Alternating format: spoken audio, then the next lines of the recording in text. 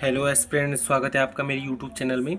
और आज हम आपके लिए सॉरी हेलो एस्पिरेंट, स्वागत है आपका मेरे यूट्यूब चैनल में। तो आज हम आपके लिए जुलाई मंथ का जो करंट अफेयर्स है उसका भाग 2 लेके आए हैं। भाग 1 हमने अपने चैनल में अपलोड कर दिया है, जिसमें हमने 1 जुलाई से लेके 15 जुलाई तक जितने भी करंट अफेयर्स हैं उनको हमने डिस्कस किया है। आज जो हम भाग 2 डिस्कस करने वाले हैं यह 16 जुलाई से 31 जुलाई तक जितने भी हमारे करंट अफेयर्स हैं हम उनको डिस्कस करेंगे, और साथ ही साथ जो भी एक्स्ट्रा फैक्ट बनते हैं उनको भी डिस्कस करेंगे। यदि आप हमारे चैनल में नए हैं तो हमने एक सीरीज स्टार्ट की है जिसमें हम जनवरी से लेके जून 2025 तक जितने भी करंट अफेयर्स हैं हम उनको डिस्कस कर रहे हैं। उनमें जो हमारी वीडियो है भाग 1 और भाग 2 वह वीडियो हमारी अपलोड हो गई है। अब हमारी भाग 3 आने वाली है जो कि कुछ ही दिनों में आपको मिल जाएगी। एक्चुअली मैं थोड़ा अभी बिजी था, इसलिए मैं भाग 3 की वीडियो नहीं अपलोड कर पाया। तो जल्दी आपको भाग 3 की वीडियो मिल जाएगी यूट्यूब चैनल में, जो कि आपके आने वाले जो पुलिस कांस्टेबल का एग्ज़ाम है या पटवारी का एग्ज़ाम है उसमें आपके लिए बहुत फ़ायदेमंद साबित होगी। तो चलिए आज शुरू करते हैं हम अपनी जुलाई जो मंथ करंट अफेयर्स के भाग 2 से। तो हमारा पहला करंट अफेयर्स है, देहरादून नगर निगम बनाएगा हरित नीति। तो आइए जानते हैं इसके बारे में। तो शहर में आबादी और हरियाली के बीच संतुलन स्थापित करने के लिए नगर निगम हरित नीति बनाने जा रहा है। महानगर में कितने प्रतिशत हरियाली रहेगी और कितने क्षेत्र में आबादी, यह नीति तय करेगी। तो जो देहरादून नगर निगम है वह अपनी हरित नीति बना रहा है, और यहाँ पे जो एक्स्ट्रा पॉइंट हमारा वो यही है कि हरित नीति बनाने वाला पहला निगम होगा देहरादून, जो कि देश का। तो देहरादून देश का पहला निगम होगा, नगर निगम होगा जो हरित नीति बनाने जा रहा है। शहरी क्षेत्र में इससे पहले किसी निकाय ने इस तरह की नीति नहीं बनाई है। यदि यह नीति लागू हो जाती है तो देश की निकायों के लिए यह नज़ीर बनकर उभरेगी। तो अगर देहरादून हरित नीति बनाएगा तो यह देश का पहला जो नगर निगम है वह बन जाएगा जो हरित नीति जिसने बनाई है। बढ़ते हैं अपने नेक्स्ट करंट अफेयर्स की तरफ। तो जो हमारा नेक्स्ट करंट अफेयर्स है वह है जीएसटी ई चौपाल में हुआ शिकायतों का समाधान। तो आइए जानते हैं कि क्या है ये ई चौपाल। तो केंद्रीय वस्तु एवं सेवा कर विभाग ने ई चौपाल की शुरुआत कर करदाताओं से संवाद के साथ उनकी शिकायतों का समाधान किया है। तो जो CGST है यानी जो केंद्रीय वस्तु एवं सेवा कर विभाग है यानी central good and services tax है, उन्होंने ई चौपाल की एक शुरुआत की है। और जो ई चौपाल की इन्होंने शुरुआत की है इसका संबंध जो टैक्स पेयर हैं यानी जो कर देते हैं उनके साथ संवाद तथा उनकी जो भी शिकायतें हैं उनका समाधान करने से है। तो ई चौपाल का संबंध आप जानते हैं कि किससे है, GST से संबंधित है ये।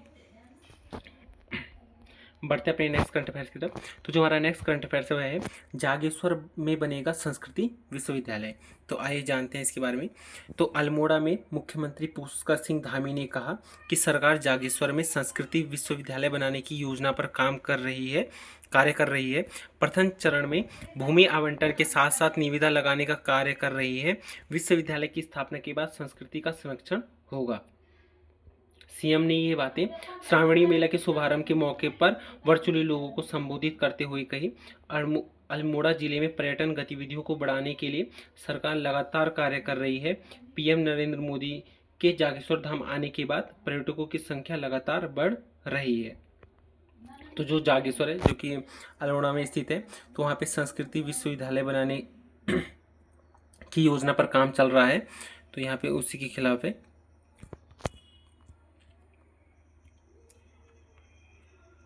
यहाँ पे एक एक्स्ट्रा पॉइंट अगर देख लें तो जागेश्वर जो धाम है वो पौराणिक संस्कृति का पुंज है। सरकार सांस्कृतिक धरोहरों को विकसित करने का लगातार कार्य कर रही है। कहा कि जागेश्वर धाम की पवित्र भूमि के अलावा ऐसा कोई स्थान विश्व में नहीं है जहाँ शिव जागृत रूप में रहते हैं। यहाँ पे कुछ एक्स्ट्रा पॉइंट अगर हम अल्मोड़ा की जागेश्वर धाम के बारे में बात करें तो जागेश्वर धाम अल्मोड़ा में स्थित है। तो अल्मोड़ा जिले में 124 छोटे छोटे मंदिरों का समूह है, जिसमें अधिकतर मंदिर केदारनाथ शैली में बने हैं। जो जागेश्वर धाम है वह सरयू की सहायक जटागंगा नदी के तट पर है। जागेश्वर धाम राज्य का सबसे बड़ा मंदिर समूह है जो 8वीं से 10वीं शताब्दी के बीच बनी है। जागेश्वर को पुराणों में हाटकेश्वर व नागेश्वर कहा गया है। जो जागेश्वर मंदिर है यह शिव का 8वां ज्योतिर्लिंग है, जिसे नागेश ज्योतिर्लिंग भी कहा जाता है। जागेश्वर धाम के मंदिरों का निर्माण कत्यूरी राजा शालिवाहन देव ने कराया तथा इसे उत्तराखंड का 5वां धाम भी कहते हैं। जागेश्वर के पुरातत्व पर शोध ग्रंथ माहेश्वर प्रसाद जोशी ने लिखा। जागेश्वर मंदिर कमेटी 1914 में बनी थी। जागेश्वर धाम का सबसे प्राचीन मंदिर मृत्युंजय मंदिर है और जागेश्वर धाम का सबसे विशाल जो मंदिर है वह दीनदेश्वरा मंदिर है। जागेश्वर मंदिर के प्रवेश द्वार में नंदी व स्कंदी की मूर्ति है और जागेश्वर धाम में नौ दुर्गा मंदिर, कुबेर मंदिर, पंच केदार मंदिर, लक्ष्मी मंदिर व जगन्नाथ मंदिर प्रमुख है। जो जागेश्वर धाम है उसमें जो पुष्टि देवी का मंदिर है वह वल्लभी शैली का बना है। जागेश्वर धाम में दक्षिणामुखी हनुमान व लकुलीस मंदिर है और जागेश्वर में जटागंगा व दूधगंगा के संगम पर दंडेश्वर का विशाल मंदिर है, जो कि शिखर वल्लभी शैली का मिश्रित रूप है। जागेश्वर मंदिर के मुख्य मंदिर में चंद शासक, दीपचंद व त्रिमल चंद की रजत मूर्तियां रखी गई हैं। सॉरी। तो ये जागेश्वर धाम के बारे में कुछ इंपॉर्टेंट पॉइंट थे। आइए द्वाराहाट मंदिर समूह के बारे में भी बात कर लेते हैं, जो कि अल्मोड़ा में स्थित है। यहाँ पे मेंशन किया गया है। तो अल्मोड़ा जनपद के द्वाराहाट को हिमालय की द्वारिका के नाम से जाना जाता है। द्वाराहाट मंदिर समूह कत्यूरी राजाओं के कला प्रेम व एवं धर्मनिष्ठा का प्रतीक है। 11वीं एवं 12वीं शताब्दी के आसपास द्वाराहाट में 30 मंदिरों व 365 बावड़ियों का निर्माण कत्यूरों ने कराया था। द्वाराहाट मंदिर समूह का सबसे बड़ा एवं उत्कृष्ट जो देवालय है वह गुजर देव का मंदिर है। वह अन्य मंदिरों में बद्रीनाथ व केदारनाथ के मंदिर प्रमुख हैं। द्वाराहाट में 3 वर्ग के मंदिर हैं, जिसमें रतनदेव मंदिर समूह में 9 मंदिर हैं, कचहरी मंदिर समूह में 12 मंदिर हैं और मनियान जो मंदिर समूह है उसमें 3 मंदिर सुरक्षित है। यानी जो द्वाराहाट के जो 3 वर्ग के मंदिर हैं वह रतनदेव मंदिर, कचहरी मंदिर और मनियान मंदिर समूह है। द्वाराहाट है उसको मंदिरों की नगरी व मीठी मूल्यों का क्षेत्र भी कहा जाता है। तो ये जो हमारे कुछ इंपॉर्टेंट पॉइंट थे, जो हमने जब जागेश्वर धाम जो हम करंट अफेयर्स कवर कर रहे थे, जहाँ संस्कृति विश्वविद्यालय बनेगा, तो वहाँ के कुछ इंपॉर्टेंट पॉइंट थे। बढ़ते अपने नेक्स्ट करंट अफेयर्स की तरफ। तो जो हमारा नेक्स्ट करंट अफेयर्स है वह है भद्राज मंदिर। तो भद्राज मंदिर में अब जो लोग हैं वह अमर्यादित वस्त्रों में नहीं जा सकेंगे। तो इसके बारे में आइए जानते हैं। तो मसूरी में जो सिद्धपीठ है भद्राज मंदिर में श्रद्धालु अमर्यादित वस्त्र पहनकर प्रवेश नहीं कर सकेंगे। यह निर्णय मंदिर समिति की ओर से लिया गया है। अगर कोई अमर्यादित वस्त्र पहनकर आता है तो मंदिर समिति उन्हें धोती उपलब्ध कराएगी। मसूरी से करीब 10 किलोमीटर दूर 7,268 फीट की ऊंचाई पर स्थित भगवान भद्राज मंदिर में हर साल बड़ी संख्या में श्रद्धालु पहुंचते हैं। मंदिर में 16 और 17 अगस्त को मेले का आयोजन किया जाता है। भद्राज जो मंदिर है यह भगवान श्री कृष्ण के बड़े भाई बलभद्र, जिन्हें की बलराम भी कहा जाता है, उनके नाम से स्थापित है। भद्राज मंदिर समिति बिनहार, जौनपुर, मसूरी, पछवादून से श्रद्धालुओं मर्यादित वस्त्र पहनकर ही मंदिर समिति आने का आग्रह किया है। तो यहाँ पे जो भद्राज मंदिर है उसमें जो वहाँ की मंदिर समिति है उन्होंने लोगों से यह कहा है कि वह अमर्यादित जो वस्त्र हैं उनको पहनकर वहाँ पे नहीं आएंगे। तो इसके बारे में थे। और जो भद्राज मंदिर है यह जो भगवान श्री कृष्ण के जो बड़े भाई थे बलराम, उनको समर्पित यह मंदिर है। आइए जानते हैं कुछ एक्स्ट्रा पॉइंट इसके बारे में। तो जो भद्राज मंदिर है यह मसूरी देहरादून में स्थित है। और अगर हम इसकी ऊंचाई की बात करें तो यह कितनी ऊंचाई पर स्थित है, तो 7,267 फीट की ऊंचाई पर यह स्थित है। और भगवान बलराम जो कि श्री कृष्ण के बड़े भाई थे, उनको यह मंदिर समर्पित है। और जो जौनसारी लोग हैं, जौनसारी लोगों का यह एक पवित्र स्थल है। और जो भद्राज मंदिर है यह दूधली भद्राज पहाड़ी पर स्थित है और 7,500 फीट की ऊंचाई पर स्थित है। और कहीं कहीं पे 7,500 फीट भी मेंशन किया गया है। और जैसे अमर उजाला में आप देख सकते हो कि 7,267 फीट की ऊंचाई भी कहा गया है। और उत्तराखंड में बलराम जी का एकलौता यह मंदिर है, कौन? भद्राज मंदिर। बढ़ते अपने नेक्स्ट करंट अफेयर्स की तरफ। तो जो हमारा नेक्स्ट करंट अफेयर्स है वह है भ्रष्टाचार मुक्त उत्तराखंड। तो भ्रष्टाचार के खिलाफ अगर हमें शिकायत करनी हो तो सरकार द्वारा एक टोल फ्री नंबर जारी किया गया है, यहाँ पे 1064 है। तो जो 1064 है यह भ्रष्टाचार के खिलाफ शिकायत करने के लिए सरकार द्वारा टोल फ्री जो नंबर है वह जारी किया है।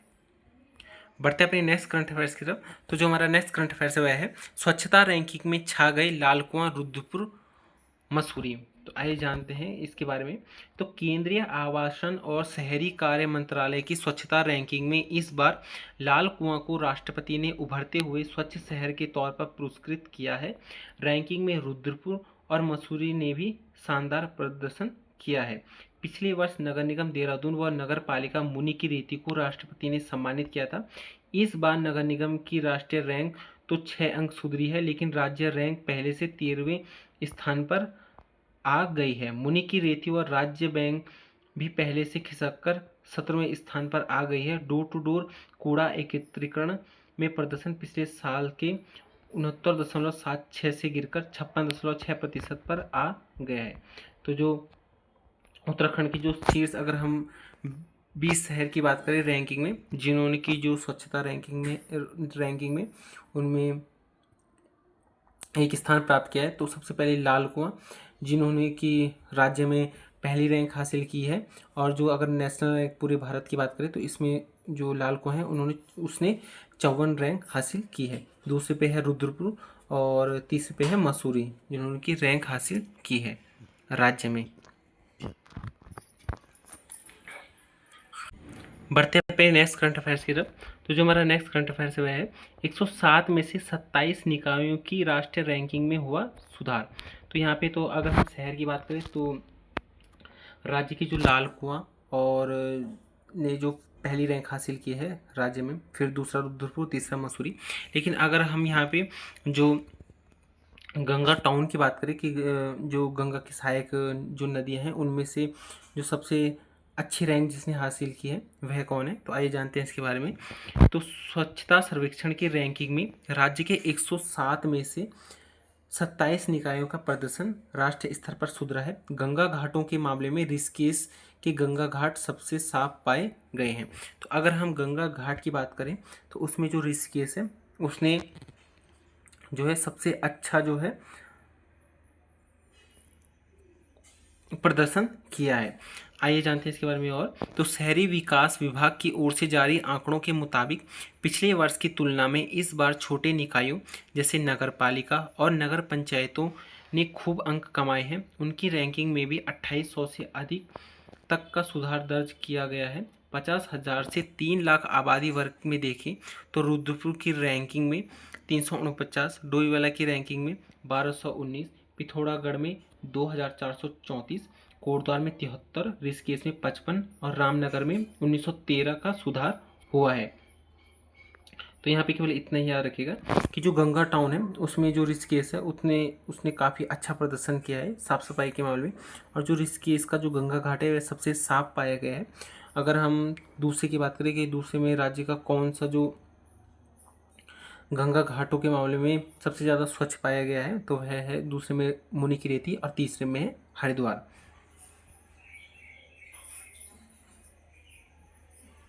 यहाँ पे आप इनके स्कोर भी देख सकते हैं, जैसे ऋषिकेश को 6710.8 स्कोर मिला है। तो बढ़ते हैं अपनी नेक्स्ट करंट अफेयर्स की तरफ। तो जो हमारा नेक्स्ट करंट अफेयर्स है मुख्यमंत्री धामी से वेट लिफ्टर मुकेश पाल ने की मुलाकात। तो जो राज्य के जो मुकेश पाल हैं जिनका संबंध वेट लिफ्टर से, उन्होंने राज्य के जो मुख्यमंत्री हैं पुष्कर सिंह धामी उनसे मुलाकात की है। तो आइए जानते हैं इसके बारे में। तो मुख्यमंत्री पुष्कर सिंह धामी से शुक्रवार को वेट लिफ्टर मुकेश पाल ने शिष्टाचार भेंट की। सीएम ने बर्मिंघम में world police and fire games में देश के लिए रजत व कांस्य पदक जीतने पर बधाई दी। तो जो वेट लिफ्टर है राज्य के मुकेश पाल, उन्होंने जो बर्मिंघम में जो world police and fire games है इसमें रजत व कांस्य पदक हासिल किया है, तो उन्हीं के बारे में। बढ़ते अपने नेक्स्ट करंट अफेयर्स की तरफ। तो जो हमारा नेक्स्ट करंट अफेयर्स है वह है नकली खराब दवाओं के खिलाफ आज से ऑपरेशन क्लीन अभियान। तो राज्य सरकार द्वारा ऑपरेशन क्लीन अभियान की शुरुआत की गई है। और जो ऑपरेशन क्लीन अभियान है, यह जो नकली और ख़राब जो दवाएं हैं उनके खिलाफ किया गया एक ऑपरेशन है। तो यहाँ पे भी यही है कि प्रदेश में नकली व खराब गुणवत्ता वाली दवाओं के खिलाफ शनिवार से ऑपरेशन क्लीन अभियान चलाया जाएगा। इस अभियान के तहत फार्मा कंपनियों, थोक व फुटकर विक्रेता, दुकानदारों का निरीक्षण कर सैंपल जांच के लिए भेजे जाएंगे। आइए बात करते हैं कुछ प्रमुख ऑपरेशन की जो अभी तक उत्तराखंड में हुई है। तो पहला ऑपरेशन है ऑपरेशन लगाम। तो ऑपरेशन लगाम का संबंध गढ़वाल मंडल में पर्यटक स्थल व तीर्थ स्थल पर हुड़दंग को रोकने हेतु चलाया गया था। दूसरा ऑपरेशन है या मिशन है मिशन ओजस, जो कि राज्य में कुपोषण को कम करने के लिए चलाया गया है। तीसरा ऑपरेशन है ऑपरेशन बॉम्बे पैकेट। तो जो ऑपरेशन बॉम्बे पैकेट है, इसका संबंध जंगलों में लगने वाली आग को बुझाना से इसका संबंध है। फिर है ऑपरेशन सद्भावना। ऑपरेशन जो सद्भावना है, इसमें भारतीय सेना द्वारा सीमावर्ती क्षेत्रों में लोगों से समन्वय स्थापित करने हेतु इसको चलाया गया था। फिर है ऑपरेशन क्रैकडाउन। जो ऑपरेशन क्रैकडाउन वह है यूएस नगर में पुलिस ने गुंडों व अपराधियों से निपटने हेतु जो ऑपरेशन क्रैकडाउन चलाया था। फिर है ऑपरेशन जिंदगी, जो सिलक्यारा सुरंग यानी उत्तरकाशी में जो सुरंग बन रही है उसमें फंसे मजदूरों को निकालने हेतु ऑपरेशन जिंदगी चलाई गई थी। अगला जो ऑपरेशन है वह है ऑपरेशन हौसला। तो जो ऑपरेशन हौसला है, यह पुलिस द्वारा कोविड-19 के दौरान चलाया गया था। फिर है ऑपरेशन पिंक, यह महिलाओं के साथ छेड़छाड़ को रोकने हेतु उत्तराखंड पुलिस द्वारा चलाया गया था। फिर है ऑपरेशन स्माइल। तो ऑपरेशन स्माइल का संबंध बच्चों, महिलाओं व वृद्ध व्यक्ति को ढूंढने हेतु चलाया गया था। फिर है ऑपरेशन मुक्ति। ऑपरेशन मुक्ति का संबंध भिक्षावृत्ति को रोकने हेतु चलाया गया था। फिर है ऑपरेशन मर्यादा। तो ऑपरेशन जो मर्यादा है, इसका संबंध पर्यटक स्थल, नदी किनारे, मंदिर आदि पर हुड़दंगों को रोकने के लिए ऑपरेशन मर्यादा चलाया गया। और जो ऑपरेशन लगाम है, ये गढ़वाल मंडल में चलाया गया है। और जो ऑपरेशन मर्यादा है, यह उत्तराखंड के जो पूरे पर्यटक स्थल हैं, मंदिर, वहाँ पे चलाया गया है। जो अगला ऑपरेशन है वह है ऑपरेशन प्रहार। तो ऑपरेशन प्रहार भू माफियाओं के खिलाफ चलाया गया था। फिर है मिशन कोशिश। तो मिशन कोशिश का संबंध राज्य में 1 से लेकर 12वीं तक के छात्र छात्राओं को पाठ्यक्रम का रिवीजन कराया जाएगा। फिर है ऑपरेशन सूर्य होप। जो ऑपरेशन सूर्य होप है वह केदारनाथ आपदा, जो कि 2013 में आई थी, तो उसके दौरान चलाया गया था वहाँ केदारनाथ में। फिर है ऑपरेशन राहत। तो जो ऑपरेशन राहत है, ये केदारनाथ आपदा जो 2013 में चलाई गई थी, तो यह वायुसेना ने चलाया था। जो ऑपरेशन सूर्य होप है, यह जो ऑपरेशन चलाया गया था, यह भारतीय थल सेना, एसडीआरएफ, एनडीआरएफ, भारतीय वायुसेना द्वारा चलाया गया था। सबने संयुक्त रूप से चलाया था। और जो ऑपरेशन राहत है, यह केवल वायुसेना द्वारा केदारनाथ जो आपदा आई थी उस टाइम पे चलाया गया था। फिर है ऑपरेशन ब्लू एंजल। जो ऑपरेशन ब्लू एंजल है, यह मालपा आपदा जो कि पिथौरागढ़ में 1998 को हुई थी, तो उसके दौरान चलाया गया था। फिर है ऑपरेशन सत्य। तो ऑपरेशन सत्य का जो संबंध है वह नशे तस्करों के खिलाफ चलाया गया था। फिर है ऑपरेशन पहाड़। तो ऑपरेशन पहाड़ चीन और नेपाल में भविष्य में युद्ध में उत्तराखंड जो पुलिस है वह सेना की मदद करेगी। यानी भविष्य में अगर जो भारत का अगर चीन और नेपाल से अगर युद्ध होता है, तो जो उत्तराखंड की पुलिस है वह सेना की मदद करेगी, तो इसलिए ऑपरेशन पहाड़ चलाया गया। फिर है मिशन गौरा शक्ति।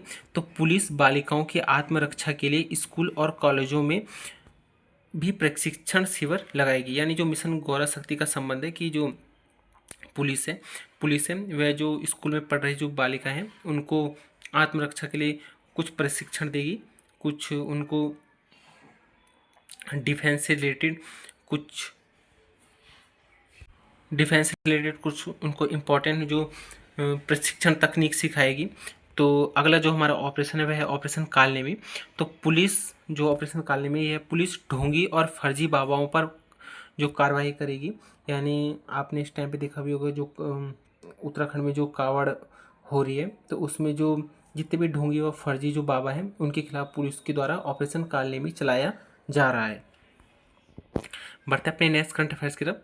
तो जो हमारा नेक्स्ट करंट अफेयर्स है वह है उत्तराखंड निवेश उत्सव। तो उत्तराखंड में जो 1 लाख करोड़ की जो फंडिंग की जा रही है, जो कि उत्तराखंड के विभिन्न क्षेत्र में उत्तराखंड को निवेश किया जा रहा है, उत्तराखंड के विभिन्न क्षेत्रों में निवेश किया जा रहा है, तो उसी के संबंध में है उत्तराखंड निवेश उत्सव। जो इसका उद्घाटन किया है वह हमारे केंद्रीय मंत्री, जो गृह और सहकारिता मंत्री है हमारे अमित शाह, उनके द्वारा इसका उद्घाटन किया गया। और इसका जो उद्घाटन किया गया है यह है स्पोर्ट्स स्टेडियम रुद्रपुर उत्तराखंड में किया गया है। और इसमें जो उत्तराखंड है उसमें 1 लाख करोड़ का निवेश किया जाएगा, और उत्तराखंड की जो विभिन्न क्षेत्र है वहाँ इसमें निवेश किया जाएगा। जैसे ऊर्जा में 40,341 करोड़ रुपए का निवेश किया जाएगा, उद्योग में 34,086 करोड़ रुपए का निवेश किया जाएगा, पर्यटन में 8,635, और आवास में 10,055, उच्च शिक्षा में 5,116, और जो अन्य है वहाँ 3,292 करोड़ रुपए का निवेश किया जाएगा। उत्तराखंड के विकास हेतु यह निवेश किया जाएगा। तो याद रखिएगा कि जो उत्तराखंड निवेश उत्सव है इसका जो आयोजन किया गया, तो इसका आयोजन स्पोर्ट स्टेडियम रुद्रपुर में किया गया, और 1 लाख करोड़ प्लस जो है उत्तराखंड में निवेश किया जाएगा, आर्थिक सहायता दी जाएगी। और जो इसका उद्घाटन किया है वह हमारे गृह मंत्री अमित शाह ने किया है। बढ़ते अपने नेक्स्ट करंट अफेयर्स की तरफ। तो जो हमारा नेक्स्ट करंट अफेयर्स है पहले होम्योपैथिक मेडिकल कॉलेज का शिलान्यास आज। तो आइए जानते हैं। तो देहरादून उत्तराखंड में 71 करोड़ रुपए की लागत से पहला राजकीय होम्योपैथिक मेडिकल कॉलेज बनेगा। केंद्रीय गृह मंत्री अमित शाह व पुष्कर सिंह धामी ने इस मेडिकल कॉलेज का शिलान्यास करेंगे। तो जो देहरादून का जो हर्रा वाला क्षेत्र है यहाँ पे जो प्रदेश का पहला जो राजकीय होम्योपैथिक मेडिकल कॉलेज है यह बनने जा रहा है। बढ़ते अपने नेक्स्ट करंट अफेयर्स की तरफ। तो जो हमारा नेक्स्ट करंट अफेयर्स वह है विधि विधान से फ्यूला नारायण मंदिर के कपाट खुले, भक्तों में रहा उत्साह। तो ज्योतिर्मठ चमोली में फ्यूला नारायण मंदिर स्थित है जहाँ के कपाट खुले हैं। और इसके बारे में अगर हम एक्स्ट्रा फैक्ट की बात करें तो राज्य में एकमात्र ऐसा मंदिर है जहाँ जो पुजारी है उसके साथ एक महिला पुजारी भी होती है। यानी आप जितने भी मंदिर जाते हैं तो आपको महिला पुजारी किसी भी मंदिर में नहीं दिखती। तो यह एकमात्र मंदिर है फ्यूला नारायण मंदिर, जो कि ज्योतिर्मठ चमोली में स्थित है।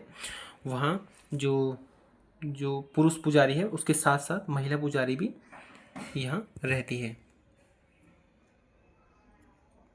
अगर आपको डिटेल्स में पढ़नी है तो आप इसको पढ़ सकते हैं।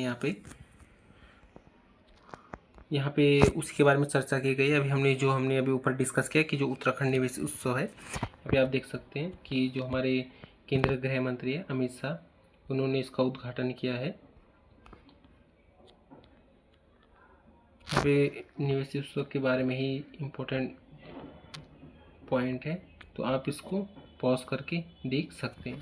यहाँ पे यही है कि कौन कौन सी इंडस्ट्री में कितना कितना जो करोड़ रुपए का निवेश किया गया है। जैसे इंडस्ट्री में कितना किया गया है, ऊर्जा क्षेत्र में कितना, किन किन जगहों पे कितना निवेश किया गया है, आयुष मेडिसिन के जो क्षेत्र है उसमें कितना निवेश किया गया है, आवास में कितना निवेश किया गया है, पर्यटन में कितना निवेश किया गया है।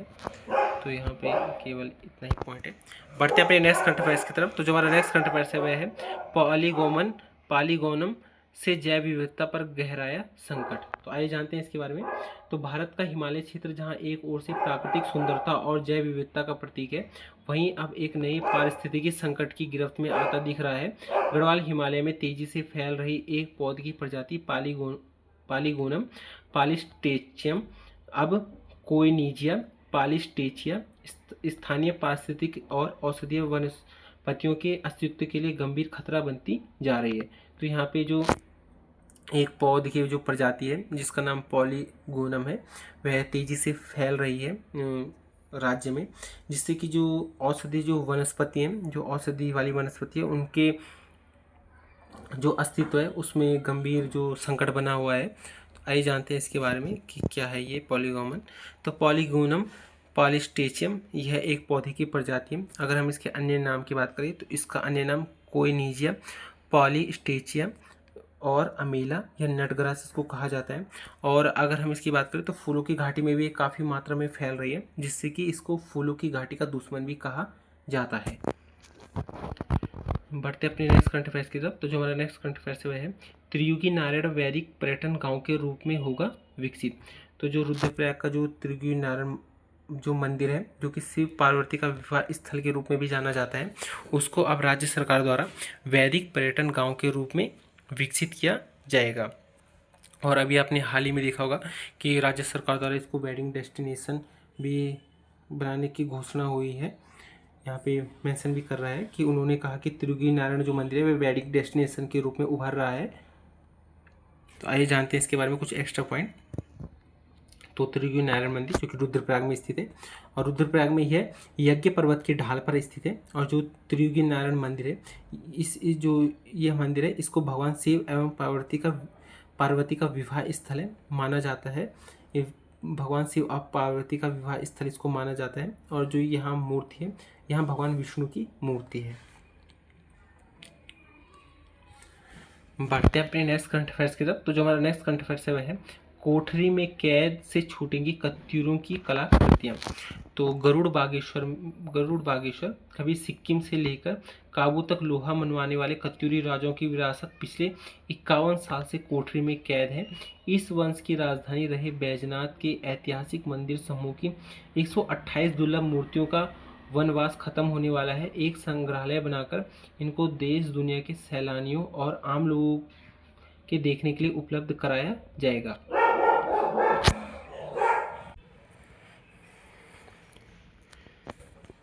तो यहाँ पे हमने बात की कोठरी की कैसे छूटेंगी कत्यूरी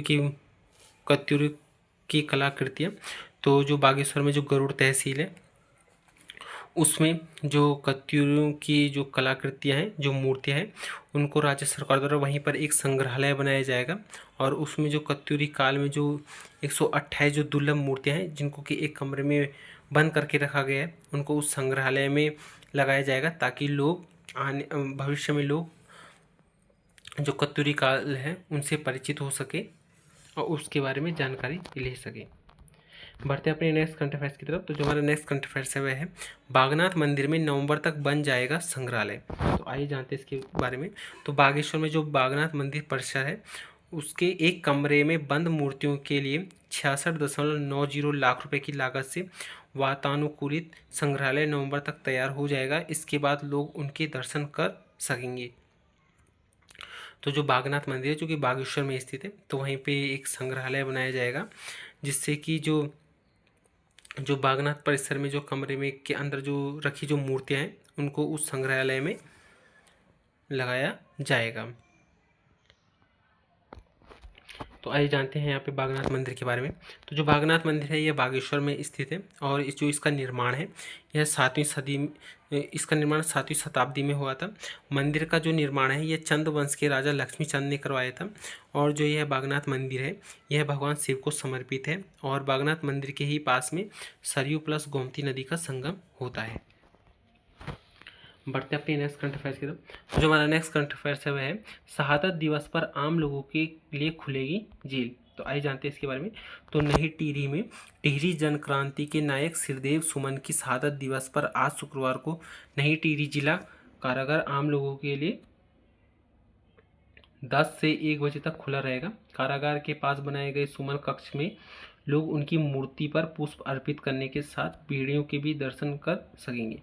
तो जो सिरदेव सुमन है, जिन्होंने के टिहरी में जन क्रांति की थी, उसके नायक भी कहे जाते हैं, तो उनको जिस जेल में रखा गया था, तो उसी के बारे में यह कहा गया है कि वह जेल आम लोगों के लिए खुल जाएगी, जिससे कि लोग वहाँ पे जो सुरदेव सुमन जी की जो मूर्ति है वहाँ पे पुष्प अर्पित कर सकेंगे। तो इसी के बारे में वह फैक्ट है। तो उन्हीं की जो बलिदान दिवस है, उन्हीं के बारे में कहा गया है। अभी बात भी कीजिए जो सिरदेव सुमन है, उनका जो बलिदान दिवस है 25 जुलाई को। तो 25 जुलाई को स्वतंत्रता संग्राम के अग्रदूत अमर शहीद सिरदेव सुमन को उनकी पुण्यतिथि पर उत्तराखंड वासियों की ओर से सत नमन। अगर हम उनके जन्म की बात करें तो उनकी जन्म 1916 में हुआ था और उनकी जो मृत्यु हुई थी वो 1944 में हुई थी। आइए जानते हैं इसके बारे में पूरा एक्स्ट्रा फैक्ट कि वह क्या थे। तो जो सिरदेव सुमन थे, उनका जन्म 25 मई 1916 को टिहरी के जौल गांव में हुआ। सिरदेव सुमन के पिता वैद्य हरिराम बड़ोनी व माता तारा देवी थी, यानी इनके पिता का नाम हरिराम बड़ोनी और जो माता का नाम था वह तारा देवी था। इनके जो बचपन का नाम था वह सिरदत्त था, और जो उनकी पत्नी का नाम है श्रीदेव सुमन की, वह है विनय लक्ष्मी। 1930 में इन्होंने 14 वर्ष की आयु में श्रीदेव सुमन जी से नमक सत्याग्रह में भाग लिया, जिसमें उन्हें 15 दिन का कारावास हुआ। तो जो श्रीदेव सुमन है, उन्होंने जो 1930 में नमक सत्याग्रह हुआ था तो उसमें भाग लिया था, जिसमें कि उन्हें 15 दिन का कारावास हुआ था। 1937 ईस्वी में श्रीदेव सुमन जी ने सुमन सौरभ नाम से कविताएं प्रकाशित कराई थी।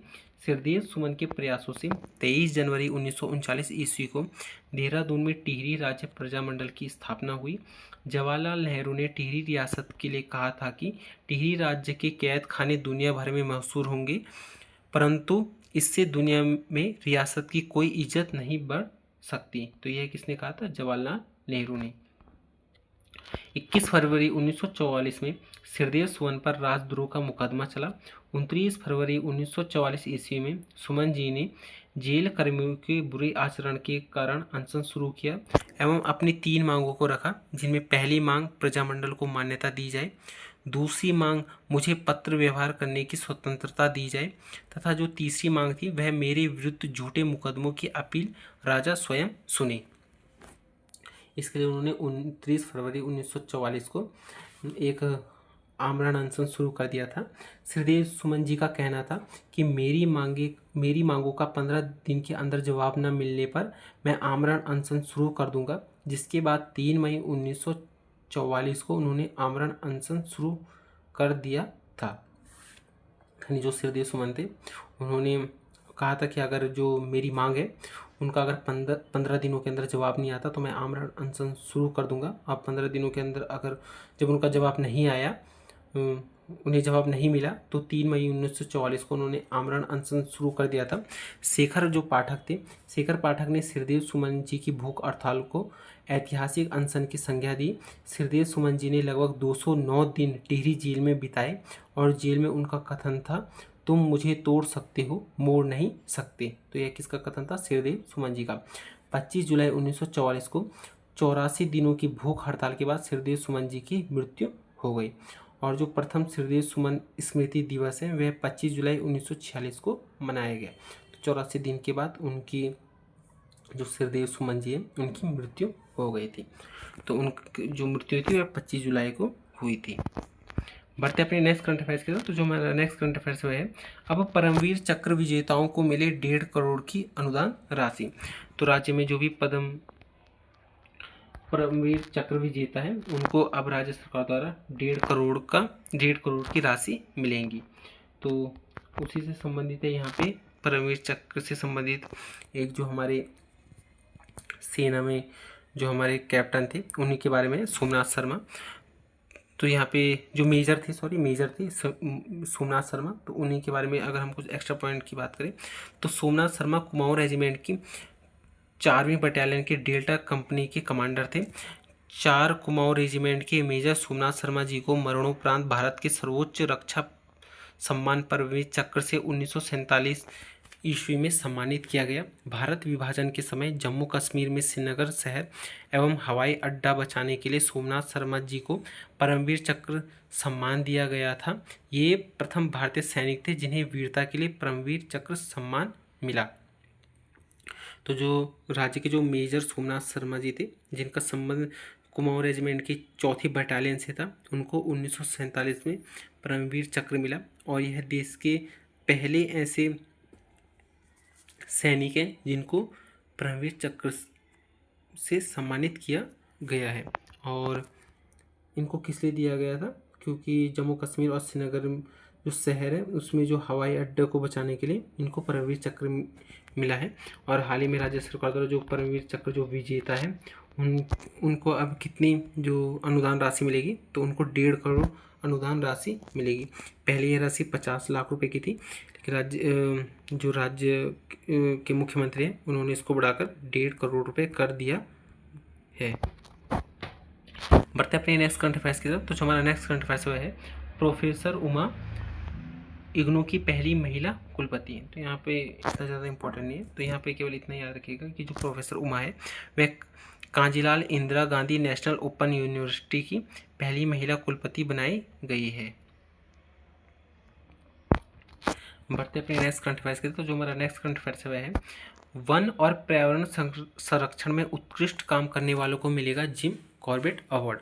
तो जो हमारे वन मंत्री हैं सुबोध उनियाल, उन्होंने घोषणा की है कि अब से हर साल जो वन और पर्यावरण संरक्षण में उत्कृष्ट काम करेगा उसको जिम कॉर्बेट अवार्ड मिलेगा। और उन्होंने एडवर्ड जो जिम कॉर्बेट की 150वीं जयंती है इस मौके पर यह घोषणा की है। बढ़ते अपने नेक्स्ट करंट अफेयर्स की तरफ, तो जो हमारा नेक्स्ट करंट अफेयर्स है अग्निवीरों को मिलेगा 10% क्षैतिज आरक्षण। यह है जो हमारे मुख्यमंत्री उन्होंने कहा है कि जो अग्निवीर है उनको अब जो राज्य में जो जितनी भी सरकारी नौकरियां होती हैं उनमें उनको 10% क्षैतिज आरक्षण मिलेगा। तो यहाँ पे इतना ही के बारे में इतना ही था। बढ़ते अपने नेक्स्ट करंट अफेयर्स की तरफ, तो जो हमारा नेक्स्ट करंट अफेयर्स है वह है कर्नाटक के श्रृंगेरी मॉडल को अपनाएगी सरकार। ये कहा है धन सिंह रावत जो कि हमारे शिक्षा मंत्री हैं। तो आइए जानते हैं इसके बारे में। तो उत्तराखंड में कर्नाटक के श्रृंगेरी मॉडल को अपनाया जाएगा, यह कहना है शिक्षा मंत्री धन सिंह रावत का। उन्होंने यह बात कर्नाटक के श्रृंगेरी स्थित राजीव गांधी परिसर एवं केंद्रीय संस्कृत विद्यालय का भ्रमण किए जाने के दौरान कही। शिक्षा मंत्री ने कहा, उत्तराखंड में सरकार संपूर्ण संस्कृत ग्राम गुरुकुल आधारित शिक्षा पद्धति और संस्कृत में नवाचार को बढ़ावा देने की योजना बना रही है। श्रृंगेरी जो आदि शंकराचार्य द्वारा स्थापित 4 पीठों में से एक है, सदियों से भारतीय ज्ञान परंपरा, वेद वेदांग और सांस्कृतिक साधना का अद्वितीय केंद्र रहा है।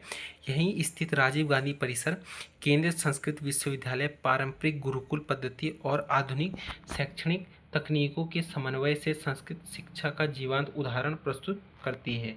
श्रृंगेरी परिसर में पारंपरिक संस्कृत शिक्षा के साथ आधुनिक विषयों का अद्भुत समन्वय देखने को मिला। शिक्षा मंत्री ने कहा, केंद्र सरकार के सहयोग से उत्तराखंड में संस्कृत विश्वविद्यालय की नई शाखाएं, ऑनलाइन संस्कृत पोर्टल एवं संस्कृत स्नातकों के लिए विशेष स्कॉलरशिप योजना शुरू करने का विचार किया जा रहा है। तो जो उत्तराखंड में जो संस्कृत को बढ़ावा देने के सरकार जो कर्नाटक का जो श्रृंगेरी मॉडल है उसको अपनाएगी। तो इतना याद रखिएगा। बढ़ते अपने नेक्स्ट करंट अफेयर्स की तरफ, तो जो हमारा नेक्स्ट करंट अफेयर्स है वह है यहाँ पे कुछ एक इंपॉर्टेंट पॉइंट है कि जौनसारी शादी की छुड़ाई रस्म। जौनसारी शादी में एक रस्म होती है जिसको जो रस्म में छुड़ाई, आइए इसके बारे जानते हैं कि ये क्या है। तो उत्तराखंड के जौनसार भावर क्षेत्र में रहने वाले जौनसारी समाज में छुड़ाई एक पारंपरिक रस्म है जो विवाह के कुछ समय बाद निभाई जाती है। छुड़ाई वह अवसर होता है जब वधू शादी के बाद अपने मायके से स्थायी रूप से ससुराल आती है और उसे समाज और कुल देवी देवताओं की स्वीकृति प्राप्त होती है। ये जो छुड़ाई है जौनसार में छुड़ाई वह एक जौनसार की शादी की रस्म है, इसी से संबंधित है। बढ़ते अपने नेक्स्ट करंट अफेयर्स की तरफ, तो जो हमारा नेक्स्ट करंट अफेयर्स है रायवाला में खुलेगा पहला सरकारी नशा मुक्ति केंद्र। तो आइए इसके बारे में जानते हैं।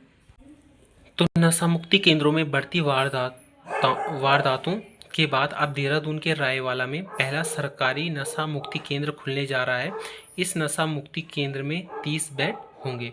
तो राज्य का जो पहला नशा मुक्ति केंद्र है यह देहरादून के रायवाला में खोला जाएगा। इतना याद रखिएगा। याद रखिएगा कि जो ऑपरेशन सत्य चलाया गया था वो राज्य की जो सरकार द्वारा वह नशे तस्करों के खिलाफ है, यानी नशा रोकने के लिए उत्तराखंड सरकार द्वारा ऑपरेशन सत्य को चलाया गया। अभी हमने थोड़ी देर पहले डिस्कस किया था,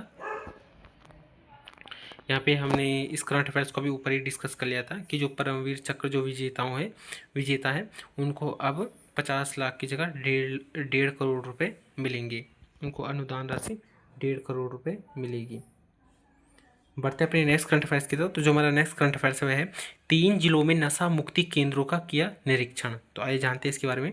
तो मानसिक स्वास्थ्य अधिनियम के तहत प्रदेश में चलाए गए ऑपरेशन क्लीन के तहत, ऑपरेशन क्लीन यानी कि जो नकली दवाई है उनके खिलाफ जो चलाया गया ऑपरेशन है ऑपरेशन क्लीन, उसके तहत मानसिक स्वास्थ्य प्राधिकरण ने दून, पौड़ी और पिथौरागढ़ और नैनीताल जिलों में नशा मुक्ति केंद्रों का निरीक्षण किया है। तो जो 3 जिले हैं यानी जो देहरादून, पौड़ी, पिथौरागढ़ और नैनीताल जो जिला है उसमें जो नशा मुक्ति जो केंद्र है उनमें निरीक्षण किया। तो यहाँ पे इम्पोर्टेंट पॉइंट इतना नहीं है। बढ़ते अपने नेक्स्ट करंट अफेयर्स की तरफ। तो जो हमारा नेक्स्ट करंट अफेयर्स है, प्रदेश में पहली बार बनेगा ऑर्गन मिल्क बैंक। ये कहा है हमारे जो शिक्षा मंत्री धन सिंह रावत ने। तो आइए जानते हैं। तो देहरादून में स्वास्थ्य एवं चिकित्सा शिक्षा मंत्री डॉक्टर धन सिंह रावत ने कहा कि प्रदेश में पहली बार ऑर्गन व मिल्क बैंक बनाया जाएगा। शीघ्र ही राज्य में organ and tissue transplant organisation SOTTO की स्थापना की जाएगी। तो जो राज्य सरकार द्वारा उत्तराखंड में जो सोटो है, जिसकी फुल फॉर्म है organ and tissue transplant organisation, उसकी स्थापना की जाएगी। जो उत्तराखंड में जो मिल्क बैंक है उससे संबंधित है, तो उसकी स्थापना की जाएगी, तो उससे संबंधित है। तो चिकित्सा शिक्षा विभाग की समीक्षा बैठक में मंत्री डॉक्टर रावत ने अधिकारियों को राजकीय मेडिकल कॉलेज दून में ऑर्गन बैंक स्थापित करने के लिए कार्रवाई करने के निर्देश दिए हैं। तो जो राज्य में जो ऑर्गन बैंक में बन रहा है या मिल्क बैंक जो स्थापित किया जाएगा वह देहरादून में स्थापित किया जाएगा। देहरादून में भी जो राजकीय मेडिकल कॉलेज दून है उसमें यह स्थापित किया जाएगा। ऑर्गन का संबंधित तो जो हमारे शरीर के जो पार्ट्स होते हैं उनसे संबंधित है ऑर्गन का। और जो पहला मिल्क बैंक है यह भी देहरादून में बनाया जाएगा। लेकिन जो ऑर्गन बैंक है वह देहरादून के जो दून मेडिकल कॉलेज है, राजकीय मेडिकल कॉलेज दून, वहाँ पे ऑर्गन बैंक स्थापित किया जाएगा। इसके अलावा सभी राजकीय मेडिकल कॉलेजों में नवजात शिशुओं के लिए मिल्क बैंक बनाया जाएगा। सॉरी, यहाँ पे मैंने मिल्क बैंक केवल देहरादून में बोल दिया था। तो जो राज्य के जो सभी जो राजकीय मेडिकल कॉलेज है वहाँ पे मिल्क बैंक भी बनाया जाएगा जो नवजात शिशु होते हैं उनके लिए। तो याद रखिएगा कि जो ऑर्गन जो बैंक है, और सॉरी जो ऑर्गन बैंक है, हाँ ऑर्गन बैंक है, वह राजकीय मेडिकल कॉलेज दून में स्थापित किया जाएगा। और जो मिल्क बैंक है वह राज्य के जो सभी राजकीय मेडिकल कॉलेज वहाँ पे बनाया जाएगा, और जो इसके लिए सोटो की स्थापना की जाएगी। बढ़ते अपने नेक्स्ट करंट अफेयर्स की तरफ। तो जो हमारा नेक्स्ट करंट अफेयर्स है, देहरादून एयरपोर्ट को गुणवत्ता सर्वे में मिला 6वां स्थान। तो आइए इसके बारे में जानते हैं। तो दून एयरपोर्ट को एयरपोर्ट सेवा गुणवत्ता सर्वेक्षण में 4.91 की रेटिंग मिली है। एयरपोर्ट ने भारतीय विमानपत्तन प्राधिकरण के अंतर्गत आने वाले सभी हवाई अड्डों में 6वां स्थान प्राप्त किया है। तो जो देहरादून एयरपोर्ट है इसने देश में जो गुणवत्ता का मामला है उसमें 6वां स्थान प्राप्त किया है। तो आइए जानते हैं कि उत्तराखंड में कुछ प्रमुख हवाई अड्डे हैं उनके बारे में। तो उत्तराखंड में 5 हवाई अड्डे हैं, जिनमें जो सबसे बड़ा जो रनवे है वह पंतनगर हवाई अड्डे का है, और जो सबसे छोटा रनवे है वह चिन्यालीसों उत्तरकाशी में जो स्थित है उसका है। सबसे पहले हम अगर बात करें कि दून हवाई अड्डा की, जो कि जॉली ग्रांट हवाई अड्डा है, तो इसका निर्माण 1974 में किया गया। एयर डेक्कन ने 2004 में देहरादून से दिल्ली के बीच उड़ानें शुरू की एवं 2010 में एयर इंडिया ने दिल्ली से देहरादून के बीच सेवाएं शुरू की थी। इस हवाई अड्डे को बोइंग तथा एयरबेस उतारने लायक बनाया गया है। अगर हम दूसरे हवाई अड्डे की बात करें जो है नैनी सैनी हवाई पट्टी, जो कि पिथौरागढ़ में बनाया गया है, तो इसका निर्माण 1991 में शुरू हुआ, जिसका उद्घाटन तत्कालीन उत्तर प्रदेश के मुख्यमंत्री मुलायम सिंह यादव एवं केंद्रीय मंत्री गुलाब नबी आज़ाद ने 1994 में किया। नैनी सैनी एयरपोर्ट को ATR 72 टाइप के विमानों के परिचालन लायक बनाया गया है। तीसरा हवाई अड्डे की बात करें तो जो गौचर हवाई पट्टी है जो कि चमोली में स्थित है, तो इसका निर्माण 1996 ईस्वी में शुरू हुआ और सन 2000 में हवाई पट्टी बनकर तैयार हो गई। जो हमारा चौथा है वह जो हमारा जो हवाई अड्डा है वह चिन्यालीसों हवाई पट्टी है जो कि उत्तरकाशी में स्थित है। तो इसका निर्माण कार्य 1993 ईस्वी में शुरू हुआ। सन 2018 में चिन्यालीसों हवाई पट्टी से वायुसेना ने ऑपरेशन गगन शक्ति शुरू किया था। तो जो वायुसेना है, भारतीय वायुसेना, उन्होंने जो ऑपरेशन गगन शक्ति जो शुरू किया था वह चिन्यालीसों हवाई पट्टी जो कि उत्तरकाशी में स्थित है यहीं से शुरू किया था। जो हमारा 5वां जो हवाई अड्डा है वह है पंतनगर हवाई अड्डा। जो पंतनगर हवाई अड्डा है इसको कार्गो एयरपोर्ट के रूप में विकसित किया है। वह इस हवाई अड्डे को ग्रीन फील्ड हवाई अड्डे के तौर पर विकसित किया गया है। तो ये थे हमारे कुछ प्रमुख हवाई अड्डे, और जो देहरादून हवाई अड्डा है इसको देश में 6वां स्थान मिला है। जो BRO द्वारा यानी बॉर्डर रोड ऑर्गेनाइजेशन जो है उसके द्वारा उत्तराखंड में 5 हवाई अड्डे बनाए जाने प्रस्तावित हैं, यानी उत्तराखंड में 5 नए हवाई अड्डे बनाए जाएंगे। इसमें पहला गुंजी पिथौरागढ़, दूसरा है कालसी देहरादून, तीसरा है टनकपुर चंपावत, चौथा है घनसाली टिहरी और पाँचवा है नवीढांग जो कि आपके पिथौरागढ़ में स्थित है। बढ़ते अपनी नेक्स्ट करंट अफेयर्स की तरफ। तो जो हमारा नेक्स्ट करंट अफेयर्स है वह है PM को भी भाया कीर्तिनगर के कूड़ा प्रबंधन का मॉडल। तो हाल ही में जब प्रधानमंत्री मोदी ने मन की बात की थी तो उन्होंने उसमें जो कीर्तिनगर टिहरी के जो कूड़ा प्रबंधन का मॉडल है उसके बारे में बात की। तो आइए जानते हैं। तो प्रधानमंत्री नरेंद्र मोदी ने रविवार को प्रसारित मन की बात कार्यक्रम में टिहरी जिले के कीर्तिनगर नगर पंचायत के कूड़ा प्रबंधन मॉडल को विशेष रूप से सराहा। उन्होंने कहा कि कीर्तिनगर के लोग अपशिष्ट प्रबंधन के क्षेत्र में एक नई मिसाल कायम कर रहे हैं। कीर्तिनगर नगर पंचायत ने बीते वर्षों में ठोस कूड़ा प्रबंधन के लिए कई प्रभावी कदम उठाए हैं। वर्ष 2019 के बाद तत्कालीन नगर पंचायत अध्यक्ष कैलाश देवी जाखी के कार्यकाल में इस दिशा में बुनियादी पहल हुई, जिसे वर्तमान नगर पंचायत अध्यक्ष राकेश मोहन मैठाणी ने व्यवस्थित ढंग से आगे बढ़ा रहे हैं।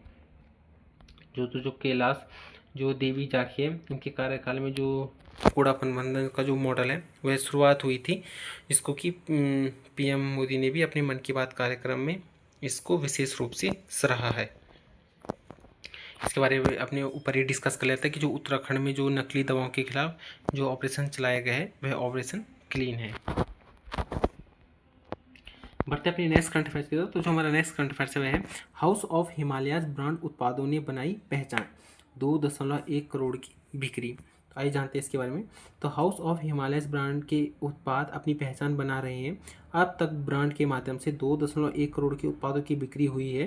3000 से अधिक महिलाओं की आजीविका स्थानीय उत्पादों से जुड़ी है। तो आइए जानते हैं हाउस ऑफ हिमालयस के बारे में क्या है। तो राज्य के सभी मौजूद ब्रांडों का लाभ उठाता है और बिक्री बढ़ाकर तथा उत्पादों की गुणवत्ता में सुधार कर बेहतर ब्रांडिंग और पैकेजिंग करके हिमालय आजीविका को मजबूत करता है। यानी जो उत्तराखंड के जो जितने भी उत्पाद हैं उनको अब हाउस ऑफ हिमालयस ब्रांड के नाम से बेचा जाएगा। इसका संबंध यही है, जितने भी पहाड़ी जो उत्पाद हैं हमारे उनको जो हाउस ऑफ हिमालयस है उस ब्रांड के नाम से अन्य राज्यों में या अन्य जो क्षेत्र है उसमें बेचा जाएगा। अगर हम इसकी शुरुआत की बात करें तो इसकी शुरुआत 8 दिसंबर 2023 को प्रधानमंत्री मोदी जी द्वारा की गई थी और उत्तरकाशी के हरसिल में उत्पादों का विपणन जो कार्य है वह शुरू हो गया है। अगर हम इसमें बात करें कि इसमें कितने उत्पाद शामिल किए गए हैं, तो इसमें जो उत्पाद शामिल किए गए इसमें मुनस्यारी राजमा, चक्राता राजमा, पहाड़ी राजमा जिसको कि लाल किडनी बीन्स भी कहा जाता है, हरसिल की राजमा, पहाड़ की गहत दाल, काला सोयाबीन जिसको पहाड़ी काली भट्ट भी बोला जाता है, पहाड़ी तुअर दाल जिसको कबूतर मटर कहा जाता है, बानियाड़ बाजरा जिसको पहाड़ी झंगोरा, अमरेंथस बाजरा, पहाड़ी चौलाई, लाल चावल, रागी आटा जिसको कि बाजरी आटा भी कहा जाता है, सरसों का तेल, A2 गाय का घी, हल्दिया हल्दी पाउडर, तिमूर फ्लेवर्ड नमक, पहाड़ी जम्बू जिसको कि फारन कहा जाता है, पेरीला बीज, पहाड़ी भंगजीरा, जंगली सरसों के बीज जिसको कि पहाड़ी जखिया भी बोला जाता है, पुदीना, स्वाद वाला नमक,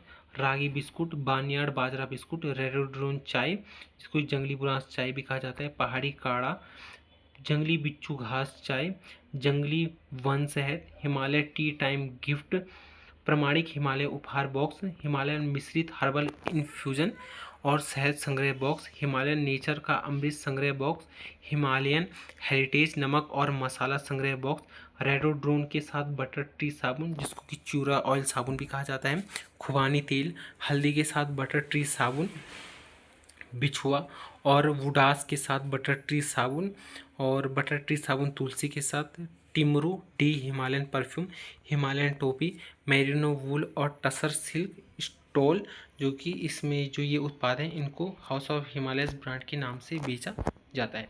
ये राज्य के उत्पाद हैं और राज्य में ही ये बनते हैं, तो इसको अब जो अन्य राज्य है उसमें हाउस ऑफ हिमालयस ब्रांड के नाम से बेचा जाएगा। बढ़ते अपने नेक्स्ट करंट अफेयर्स की तरफ। जो हमारा नेक्स्ट करंट अफेयर्स है वह है सहस्त्रधारा व सिरसी में बनेगा एयर ट्रैफिक कंट्रोल। तो आइए जानते हैं इसके बारे में। तो मुख्य सचिव आनंद वर्धन ने कहा, हेली सेवा की सुरक्षित उड़ान के लिए सितंबर माह के पहले सप्ताह तक देहरादून के सहस्त्रधारा और रुद्रप्रयाग जिले के सिरसी में एयर ट्रैफिक कंट्रोल स्थापित किया जाएगा। तो राज्य में जो एयर ट्रैफिक कंट्रोल है वह कहाँ स्थापित किया जा रहा है? देहरादून के सहस्त्रधारा में, और रुद्रप्रयाग का जो सिरसी जिला है वहाँ पे एयर ट्रैफिक कंट्रोल की स्थापना की जाएगी। बढ़ते अपने नेक्स्ट करंट अफेयर्स की तरफ। तो जो हमारा नेक्स्ट करंट अफेयर्स है वह है अभी हाल ही में जो उत्तराखंड में जो त्रिस्तरीय पंचायत चुनाव हुए थे, तो उन्हीं के बारे में यहाँ पे डिटेल्स दी गई है कि किस ज़िले में सबसे ज़्यादा मतदान हुए हैं, किस ज़िले में कम मतदान हुए हैं। यहाँ पे जो फोटो है वह स्पष्ट रूप से नहीं दिख रही है, लेकिन मैं अगर आपको बता दूं तो सबसे जो ज़्यादा जो मतदान हुए यह उधम सिंह नगर में हुए हैं, और उधम सिंह नगर अव्वल रहा है। और जो इसमें सबसे कम मतदान हुए यह अल्मोड़ा ज़िले में हुए हैं।